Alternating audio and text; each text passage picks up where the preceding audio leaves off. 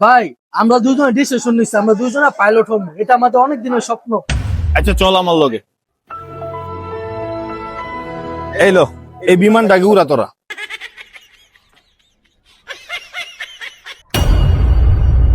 কি তোকে স্বপ্ন পূরণ হইছে?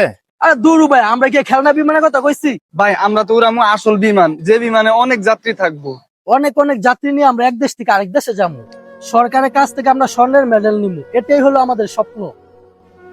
শোন, তগ মতন এরকম স্বপ্ন নিয়া কালকে ঠিকই একজন আকাশে বিমান উড়াইছিল, একটা প্রশিক্ষণ বিমান। তার পরিণতি কি হইছে এবং তার পরের পরিস্থিতি কি হইছে এটা কিন্তু আমরা সবাই দেখছি। ছোট ছোট বাচ্চাগুলা আগুনে ঝলসে গেছে, মা বাবার আর্তনাদ, বাতাসে পোড়া গন্ধ, চারিদিকে শোকের ছায়া। এগুলা কিন্তু গতকালকে হইছে। এগুলো আসলে মানা যায় না, যার যায় সেই বোঝে। ভাই কিসের মধ্যে কি আনতাছেন? এটা তো আমাদের স্বপ্ন। আমরা তো এই দেশের জন্য কিছু করতে চাই। দেশের জন্য তোরা করবি? আসলে তোরা যেহেতু এই দেশের জন্য কিছু করতে চাস, এই দেশও তো তোদেরকে কিছু দিবে, দিবে না?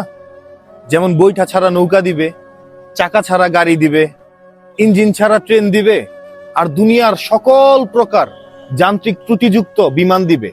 তারপর বলবে যে চালা। তারপরের পরিণতি কি হবে আমরা সবাই জানি।